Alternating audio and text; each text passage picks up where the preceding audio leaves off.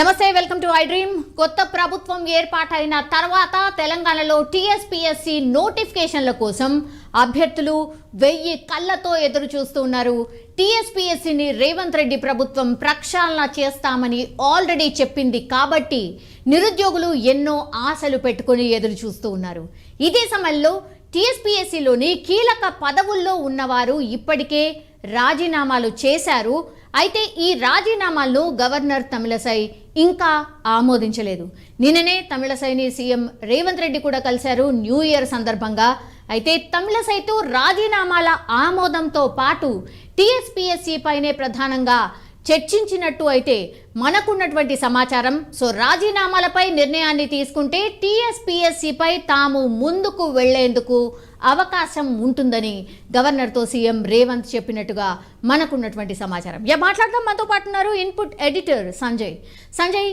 ఇప్పుడు అందరూ కూడా నిరుద్యోగులు ఎదురు చూస్తున్నటువంటి అంశం ఏదైనా ఉంది అనంటే టీఎస్పీఎస్సీ ప్రక్షాళన ఎప్పుడు, టీఎస్పీఎస్సీ బోర్డు ఎప్పుడు ఏర్పాటవుతుంది, చైర్మన్ ఎవరు, ఎగ్జామ్స్ ఎప్పుడు అనేది. సో ఏం జరిగే ఛాన్సెస్ కనిపిస్తున్నాయి నిన్న గవర్నర్ని సీఎం రేవంత్ రెడ్డి కలిసిన తర్వాత?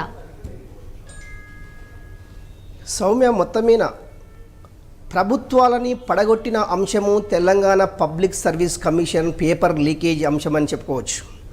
బీఆర్ఎస్ ప్రభుత్వంలో, గత ప్రభుత్వ బీఆర్ఎస్లో పేపర్ లీకేజ్ అంశం ఏదైతే ఉందో గాలివానగా మారి చినుకు మారి గాలి దుమారగా తయారైనటువంటి అంశము మన కళ్ళ ముందు కదలాడుతున్నటువంటి అంశము. అప్పుడు జరిగినటువంటి పేపర్ లీకేజీల అంశము సంబంధించింది రాష్ట్ర వ్యాప్తంగా సంచలనమని చెప్పుకోవచ్చు.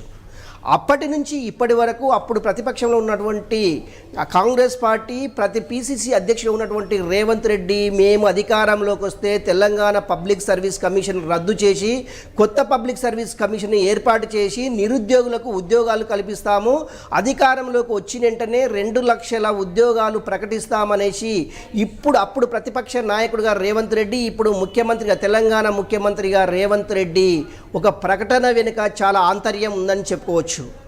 కొత్త ప్రభుత్వం కొలువు తీరింది. రేవంత్ రెడ్డి ముందల్లా నిరుద్యోగుల యొక్క కొలువుల యొక్క ప్రశ్న ముందే ఉంది. కానీ ఎప్పుడైతే రేవంత్ రెడ్డి ప్రమాణ స్వీకారం చేశారో ముందుగా తెలంగాణ పబ్లిక్ సర్వీస్ కమిషన్ సంబంధించినటువంటి సభ్యులందరినీ రాజీనామా చేయాలి. చైర్మన్గా ఉన్నటువంటి జనార్దన్ రెడ్డి ఐఏఎస్ నేరుగా గవర్నర్ తమిళసైకి తన రాజీనామా లేఖను సమర్పించారు. కానీ వీటిపైన గవర్నర్గా ఉన్నటువంటి తమిళసై ఇప్పటి వరకు ఎలాంటి నిర్ణయం తీసుకోలేదు. నెల రోజులు కావస్తున్నా ఇప్పటి వరకు ఎలాంటి నిర్ణయం తీసుకోలేదు. కాకపోతే రేవంత్ రెడ్డి నిన్న అంటే తమిళసైకి గవర్నర్కు నూతన సంవత్సర శుభాకాంక్షలు తెలుపుతూ గవర్నర్ను కలిసేసి రాష్ట్రంలో నిరుద్యోగుల ఉద్యోగ అవకాశాలు కల్పించాలంటే, ఉద్యోగాలు రావాలంటే తెలంగాణ పబ్లిక్ సర్వీస్ కమిషన్నే ద్వారానే నియామకాలు జరిగితే ఎలాంటి అవకతవకలు జరగవనేసి రేవంత్ రెడ్డి ఉన్నటువంటి ముందున్నటువంటి ఒక ముఖ్య ప్రశ్న అని చెప్పుకోవచ్చు. ఇందులో భాగంగా ఈ తెలంగాణ పబ్లిక్ సర్వీస్ కమిషన్ సంబంధించినటువంటి ఎవరిని చైర్మన్గా ప్రకటిస్తే బాగుంటుంది, ఇందులో మెంబర్స్ని ఎవరెవరు చేయాలి అనే ఉద్దేశం నుంచి గత 2 రోజులుగా తెలంగాణ పబ్లిక్ సర్వీస్ కమిషన్కి సంబంధించినటువంటి సమావేశాలు 1 by 1 కొనసాగుతూనే ఉంది. కాకపోతే ఒకటి, ఇప్పటికీ ఐఏఎస్ రిటైర్ అయినటువంటి ఆకునూరు మురళి కావచ్చు, అదేవిధంగా కోదండరామ్ కావచ్చు, హరగోపాల్ కావచ్చు, ఇలాంటి కొంతమంది ప్రొఫెసర్లు కావచ్చు, కొంతమంది రిటైర్ ఐఏఎస్లు కావచ్చు, రిటైర్ ఐపీఎస్లు కావచ్చు, రకరకాల వ్యక్తుల నుండి సమాచారాన్ని సేకరించి తెలంగాణ పబ్లిక్ సర్వీస్ కమిషన్ వల్ల నిరుద్యోగులకు ఉద్యోగాలు కల్పించాలి అంటే ఎలాంటి బోర్డు ఏర్పాటు చేయాలి, ఇందులో పారదర్శకాలు లేకుండా నీతి నిజాయితీగా పనిచేసేటటువంటి వ్యక్తులను మాత్రమే ఏర్పాటు చేయాలనే ఉద్దేశంతో ముఖ్యమంత్రి యొక్క కసరత్తు కొనసాగిస్తుందని చెప్పుకోవచ్చు. నిజంగా కూడా గత 10 సంవత్సరాల నుంచి చేస్తున్నటువంటి ఆకునూరు మురళి రిటైర్ ఐఏఎస్ ఎవరైతే ఉన్నారో నిరుద్యోగులకు ఉద్యోగాలు కల్పించాలి అంటే TSPC Telangana public service commission బోర్డులో అవకతవకలు జరగొద్దు, తెలంగాణ పబ్లిక్ సర్వీస్ కమిషన్ సంబంధించినటువంటి బోర్డు బలిష్టంగా ఉండాలి, అక్కడ ఉన్నటువంటి వ్యక్తులు నీతి నిజాయితీగా పనిచేయాలనే ఉద్దేశంతో మంచి బోర్డు ఏర్పాటు చేస్తే ప్రతి ఒక్క నిరుద్యోగునికి ఉద్యోగ అవకాశం కల్పించవచ్చు, ప్రతి ఒక్క నిరుద్యోగి ఉద్యోగం ఇచ్చే అవకాశము ఈ బోర్డు ద్వారానే కొనసాగుతుందనేసి చాలామంది మేధావి వర్గం కావచ్చు, ప్రొఫెసర్స్ కావచ్చు, రిటైర్ ఐఏఎస్ ఐపీఎస్లు కావచ్చు, రేవంత్ రెడ్డికి చాలా సలహాలు సూచనలు చేయడం జరిగింది. నిజంగా కూడా ఇప్పుడు రేవంత్ రెడ్డి అంటే ముఖ్యమంత్రి రేవంత్ రెడ్డి ముందు ఉన్నటువంటి ఒకే ఒక అంశము, ఆకునూరు మురళి ఒకవేళ టీఎస్పీసీ చైర్మన్గా పెట్టడం వల్ల ఏంటంటే ఆయన చాలా కాలం నుంచి నిరుద్యోగులకు సంబంధించినటువంటి అంశం మీద ఆయన బాగా స్టడీ చేయడం జరుగుతుంది. ఈయన చేసినటువంటి కొన్ని సలహాలు సూచనలు దీనికి బాగా ఉపయోగపడతాయనే ఉద్దేశంతో తెలంగాణ పబ్లిక్ సర్వీస్ కమిషన్కి సంబంధించినటువంటి అంశం అయితే తెరపైకి వచ్చింది. ఇది ఈరోజు కానీ రేపు కానీ ఒక కొలిక్కి వచ్చే అవకాశం ఉంది. కొలిక్కి వచ్చిన వెంటనే ముందుగా అంటే మన గతంలో 2 సార్లు పోస్ట్పోయినటువంటి గ్రూప్ 2 ఎగ్జామ్కి సంబంధించినటువంటి నోటిఫికేషన్ అయితే ముందు వచ్చేదాని వల్ల ఈ గ్రూప్ 2 వల్ల సుమారు 25,000 నుంచి 30,000 ఉద్యోగాలు కల్పించే అవకాశం చాలా స్పష్టంగా ఉంది. కనుక ముందుగా ఎప్పుడైతే బోర్డు డిసైడ్ చేస్తుందో, బోర్డు ఎప్పుడైతే నియామకాలు చేపట్టిన వెంటనే ముందుగా గ్రూప్ 1కి సంబంధించినటువంటి గ్రూప్ 2కి సంబంధించినటువంటి నోటిఫికేషన్ విడుదల అవుతుందనేసి నిరుద్యోగులు భావిస్తున్నారు. సౌమ్య. సంజయ్, మనందరికీ తెలుసు మొన్న గవర్నమెంట్ మారడానికి కీలకంగా పనిచేసింది ఏదైనా అంశం ఏదైనా ఉంది అని అంటే టీఎస్పీఎస్సీలో అవకతవకలు or paper leakage or jobs అమ్ముకున్నారన్న వాదన, దెన్ అక్కడ ఎంప్లాయీస్ ఎగ్జామ్స్ రాయడం ఏంటి, నిరుద్యోగుల జీవితాలతో ఇట్లా ఆడుకోవడం ఏంటి, ఇవన్నీ కూడా ఒక రకంగా ఒక ఫ్యాక్టర్ లాగా పనిచేశాయి గవర్నమెంట్ మారడానికి. సో ఇవన్నీ మిస్టేక్స్ జరగకుండా కాంగ్రెస్ పార్టీ మేము అధికారంలోకి వస్తే జాబ్ క్యాలెండర్ ప్రకటించబోతున్నాం, జాబ్ క్యాలెండర్ డెఫినెట్లీ మేము ప్రకటిస్తాం అని అనౌన్స్ చేశారు. కాబట్టి జాబ్ క్యాలెండర్ ఎట్లా ఉండాలి అనేది ఆల్రెడీ ఒక ప్రాసెస్ స్టార్ట్ అయింది అనుకోవచ్చా? ఎందుకంటే ప్రక్షాళన మొదలు పెట్టాలి అన్నటువంటి నేపథ్యంలో ఇంకెక్కువ టైం లేదు, చాలామంది నిరుద్యోగులు ఎదురు చూస్తున్నారు. ఒకటి సౌమ్య, మనం ఇంతకుముందుకు మాట్లాడుకున్నట్టు నిజంగా కూడా తెలంగాణ పబ్లిక్ సర్వీస్ కమిషన్కి సంబంధించినటువంటి కావచ్చు, అదేవిధంగా రాష్ట్ర ప్రభుత్వ ముఖ్యమంత్రి ముందున్నటువంటి ఒకే ఒక అంశము, నిరుద్యోగులకు ప్రతి ఒక్కరికి ఉద్యోగ అవకాశాలు కల్పించాలి, ప్రతి ఒక్కరూ ఉద్యోగం పొందాలి అనే కాన్సెప్ట్ ఏదైతే ఉందో అప్పటి నుంచి రేవంత్ రెడ్డి ముమ్మర కసరత్తు చూస్తూనే ఉన్నారని చెప్పుకోవచ్చు. అందులో భాగంగానే ఆయన అధికారంలోకి వచ్చి ప్రమాణ స్వీకారం చేసిన వెంటనే ఫస్ట్ ఆయన ఈ సూపర్ 6తో పాటు ఈ యొక్క టీఎస్పీకి తెలంగాణ పబ్లిక్ సర్వీస్ కమిషన్కి సంబంధించినటువంటి అంశం తెరపైకి వచ్చింది. ఆయన దీనిపైనే బాగా ఫోకస్ ఇచ్చారు. డైలీ ఒక 1 అవర్ ఆయనకు అందుబాటులో ఉండేటటువంటి రిటైర్ ఐఏఎస్లు కావచ్చు, రిటైర్ ఐపీఎస్లు కావచ్చు, ప్రొఫెసర్స్ కావచ్చు, రకరకాల ఉన్నటువంటి మేధావి వర్గాన్ని డైలీ రేవంత్ రెడ్డి వీటిపైనే తెలంగాణ పబ్లిక్ సర్వీస్ కమిషన్కి సంబంధించినటువంటి అంశం మీద డైలీ ఒక రివ్యూ జరుగుతుంది. నిజంగా కూడా ఈ రివ్యూ ఎలా ఉంది అంటే నిజంగా గత ప్రభుత్వం చేసిన తప్పిదాలు ఈ ప్రభుత్వం చేయకూడదు, ఈ ప్రభుత్వం చేయకుండా ఉండాలి అంటే మనం ఎలాంటి పకడ్బందీ ప్లాన్ చేయాలి అనే అంశం మీదే చాలా సుదీర్ఘంగా చర్చలు జరుగుతున్నాయి. నిజంగా కూడా జాబ్ క్యాలెండర్ అనేది ఈ యొక్క తెలంగాణ పబ్లిక్ సర్వీస్ కమిషన్ ఏర్పడిన వెంటనే ఒక జాబ్ క్యాలెండర్ అయితే ఏర్పాటు చేసేసి ప్రతి సంవత్సరము ఎంతమందిని ఉద్యోగులుగా ప్రకటించాలి, ఎంతమందిని ఉద్యోగంలోకి తీసుకోవాలి, ఎలాంటి నోటిఫికేషన్లు ఇవ్వాలి అంటే ఒకటి డిపార్ట్మెంటల్కి సంబంధించినటువంటి ఎగ్జామ్స్ కావచ్చు, అదేవిధంగా గ్రూప్ 2, గ్రూప్ 1 రకరకాల సంబంధించినటువంటి ఎగ్జామ్స్ అన్నీ కూడా తెలంగాణ పబ్లిక్ సర్వీస్ కమిషన్ ద్వారానే ఏర్పాటు చేస్తే ఉద్యోగులకు కొంత భరోసా కలుగుతుంది, ఉద్యోగస్తులు పని చేయడానికి కూడా ఇష్టపడతారు అనే ఉద్దేశంతో ఈ యొక్క పబ్లిక్ సర్వీస్ కమిషన్ని పటిష్టం చేయాలనే ఉద్దేశంతో రేవంత్ రెడ్డి దీనిపైన సమాలోచనలు చేస్తున్నారు. నిజంగా కూడా ఇప్పటికే 1 మంత్ కావస్తుంది. అంటే తెలంగాణ ముఖ్యమంత్రి రేవంత్ రెడ్డి 3వ డేట్ నాడు ఎప్పుడైతే రిజల్ట్ వచ్చిన తెల్లారే అంటే ఈరోజు ఎగ్జాక్ట్లీ ఈరోజు 3వ తారీఖు 2వ తారీఖు దీనికి సంబంధించినటువంటి వాటన్నిటినీ కూరంకరించేసి రేపు 3వ డేటు నాడు ఆయన తెలంగాణ పబ్లిక్ సర్వీస్ కమిషన్కి సంబంధించిన దానిపైన చాలా స్పష్టమైన ఆదేశాలు ఆర్డర్స్ వచ్చే అవకాశం ఉంది. ఈరోజు సాయంత్రం కానీ రేపు మధ్యాహ్నం కానీ గవర్నరు ఈ మాజీ chairman Telangana public service commission చైర్మన్గా ఉన్నటువంటి జనార్దన్ రెడ్డి రాజీనామాని ఆమోదించి రాష్ట్ర ప్రభుత్వానికి పంపించే అవకాశం అయితే చాలా మెండుగా కనిపిస్తుంది. ఈ 2 రోజుల ప్రక్రియ తర్వాత తెలంగాణ పబ్లిక్ సర్వీస్ కమిషన్కి సంబంధించినటువంటి కొత్త బాడీ, దానికి సంబంధించినటువంటి కొత్త చైర్మన్ ఎన్నుకొని తెలంగాణ ఉన్నటువంటి నిరుద్యోగులందరికీ ఉద్యోగాలు కల్పించడానికే ముందుగా తెలంగాణ పబ్లిక్ కమిషన్ సర్వీస్ ఏర్పాటు చేయాలి. ఈ బోర్డులో ఎవరెవరు ఉంటారు, మెంబర్స్గా, చైర్మన్గా ఎవరు ఉంటారు అనేది తెలంగాణ ముఖ్యమంత్రి రేవంత్ రెడ్డి ఆలోచిస్తుంది. అది ఎవరు ఉండాలి, చైర్మన్ ఎవరు ఉండాలి, బోర్డు సభ్యులు ఎవరై ఉండాలి? అంటే రేవంత్ రెడ్డి ముందు ఒకటి కనిపిస్తున్న అంశం ఏంటంటే నీతి నిజాయితీగా పనిచేస్తున్నటువంటి గత ప్రభుత్వంపై అంటే తప్పిదాలని ఎత్తి చూపుతున్నటువంటి అభ్యర్థి అది వ్యక్తి ఎవరు ఉన్నారంటే అతను ఆకునూరు మురళి ఐఏఎస్, అతను రిటైర్మెంటు.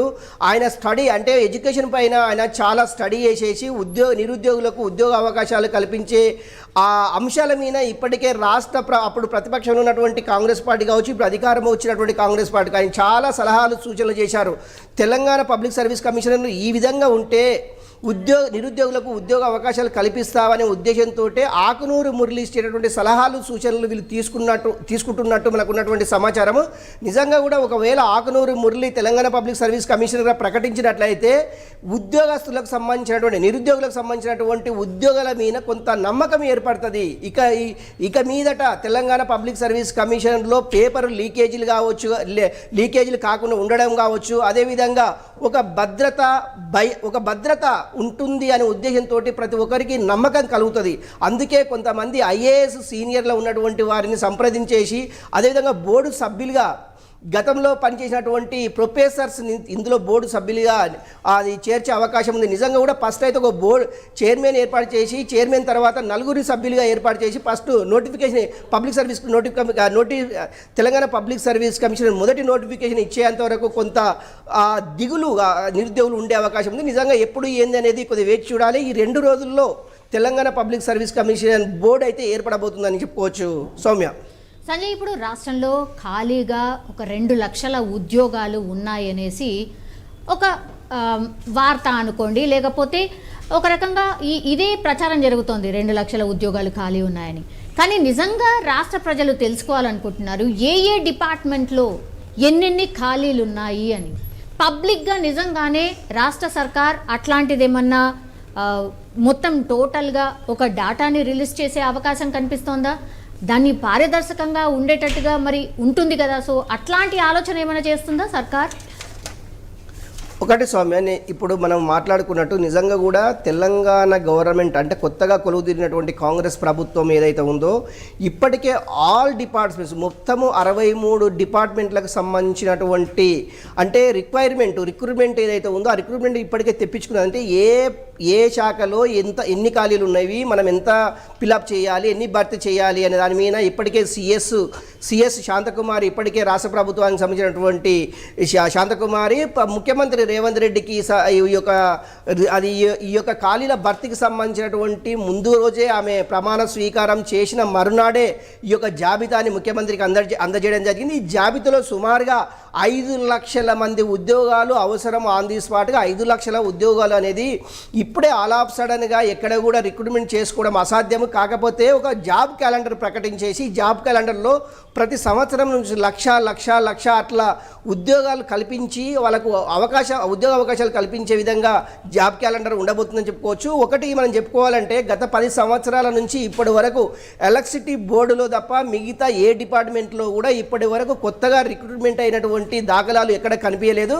అదేవిధంగా కొంత పోలీస్ డిపార్ట్మెంట్లో కొంత హోంగార్డులకు సంబంధించింది కావచ్చు, కొంత ఎస్ఐలకు సంబంధించినటువంటి నోటిఫికేషన్ వచ్చేసింది. తర్వాత తదనంతరము ప్రతిసారి పేపర్ లీకేజీ అంటూ దాన్ని పోస్ట్ పోన్ చేయడము, అదేవిధంగా ప్రభుత్వాలు కూల్చడానికి కూడా తెలంగాణ పబ్లిక్ సర్వీస్ కమిషన్ అనే కారణమైందని చెప్పుకోవచ్చు. ఎందుకంటే పేపర్ లీకేజీ వల్ల నిరుద్యోగుల యొక్క భవిష్యత్తు ప్రశ్నార్థకంగా మారిందని చెప్పడానికి పేపర్ లీకేజీ అంశము చాలా దుమారం లేపిందని చెప్పుకోవచ్చు. అందులో భాగంగానే జాబ్ క్యాలెండర్కి సంబంధించినటువంటి ఉద్యోగాల ఖాళీలకు సంబంధించి ఉద్యోగ ఖాళీలు ఎప్పుడెప్పుడు ఫిలప్ చేయాలి వీటన్నిటిని క్రోడీకరించేసినటువంటి శాంతకుమారి సిఎస్గా ఉన్నటువంటి శాంతకుమారి ముఖ్యమంత్రికి ఈ యొక్క అది ఖాళీల జాబితా అనేది అందజేశారు. ముఖ్యంగా ప్రతి డిపార్ట్మెంట్లో రిటైర్మెంట్ అవుతున్నారు కానీ కొత్త రిక్రూట్మెంట్ లేదు. దానివల్ల ఇన్ని లక్షల మంది ఖాళీలు అయినని చెప్పుకోవచ్చు. సుమారుగా ఇప్పుడు రాష్ట్ర వ్యాప్తంగా 1,25,000 మందిగా అవుట్సోర్సింగ్ ఉద్యోగాలుగా చేస్తున్నారు. నిజంగా కూడా వాళ్ళని కూడా ప్రభుత్వ ఉద్యోగాలుగా ప్రకటించాలనేసి వాళ్ళు చాలా సందర్భాల్లో ధర్నాలు రాస్తారోకలు చేయడం జరిగింది. నిజంగా వాళ్ళ క్వాలిఫికేషన్ బట్టి కూడా వాళ్ళని రెగ్యులరైజ్ చేయాలనేసి కూడా రేవంత్ రెడ్డి అప్పుడు గతంలో ఉన్నటువంటి ప్రతిపక్ష నేత ఇప్పుడు రాష్ట్ర ముఖ్యమంత్రి ఉన్నటువంటి రేవంత్ రెడ్డి అది కూడా కొద్దిగా పరిగణనలోకి తీసుకోవాలి. నిజంగా అందులో గ్రాడ్యుయేట్స్ కానివ్వండి, ఎంబీఏ కానివ్వండి, రకరకాల అంటే అది డిగ్రీ క్వాలిఫైడ్ ఉన్న వాళ్ళని రెగ్యులరైజ్ చేస్తే ఇంకా బాగుంటుందనే ఉద్దేశంతో ప్రభుత్వం ఆలోచిస్తున్నట్టు సమాచారం. నిజంగా కూడా ఏదేమైనా కూడా తెలంగాణ పబ్లిక్ సర్వీస్ కమిషన్ ఏర్పడితే ప్రతి ఒక్కరికి ఉద్యోగాలు వస్తామనే ఉద్దేశంతో చాలామంది ఇప్పటికే కోచింగ్ సెంటర్లని ఆశ్రయిస్తున్నారని చెప్పుకోవచ్చు. సౌమ్య, సంజయ్, ఇప్పుడు లాస్ట్లీ అసలు గవర్నర్ దగ్గర ఈ ఫైల్ ఎందుకని పెండింగ్లో ఉంది, ఎందుకని ఆమోదించట్లేదు? వీళ్ళు సభ్యులు రాజీనామా చేసి చాలా డేస్ అవుతోంది, ఎందుకని ఆమోదించట్లేదు? ఒకవేళ ఆమోదం పొందిన తర్వాత నెక్స్ట్ మూమెంటే టీఎస్పీఎస్సీకి సంబంధించిన ప్రక్షాళన స్టార్ట్ అయిపోతుందా? ఒకటి Soumya, governor Telangana public service commissioner చైర్మన్గా ఉన్నటువంటి జనార్దన్ రెడ్డి రాజీనామా ఎందుకు ఆమోదించడం లేదు అంటే దీనికి కర్ణుని సావుకు సావలక్ష కారణాలు అంటూ గత ప్రభుత్వం ఉన్నటువంటి బీఆర్ఎస్ కేసీఆర్ నుంచి ఈ యొక్క పరంపర కొనసాగుతుందని చెప్పుకోవచ్చు. ఎప్పుడైతే రాష్ట్ర ప్రభుత్వం గవర్నర్కు ఎప్పుడైతే ఫైల్ పంపించిందో వెంటనే ఆమె చూసేసి దాన్ని సైన్ చేసి పంపించే దాఖలాలు ఎక్కడా లేవు. ఇలాంటి అంశాల మీదనే గవర్నర్ అప్పటి ద్వారానే ఇప్పుడు వ్యవహరిస్తున్నదిగా మనకు స్పష్టంగా కనిపిస్తుంది. ఇప్పటికీ సుమారు 20 రోజులు కావస్తుంది జనార్దన్ రెడ్డి తన రాజీనామా లేఖను గవర్నర్కి పంపి దానిపైన ఇప్పటి వరకు కూడా ఎలాంటి డిసిషన్ తీసుకోలేదు. నిన్న ముఖ్యమంత్రి రేవంత్ రెడ్డి గవర్నర్తో ఇదే విషయం, తెలంగాణ పబ్లిక్ సర్వీస్ కమిషన్ కొత్తగా ఏర్పాటు చేయాలి అంటే అప్పుడున్నటువంటి జనార్దన్ రెడ్డి యొక్క రాజీనామాని ఆమోదించాలి, కొత్త వారిని ఎన్నుకోవాలంటే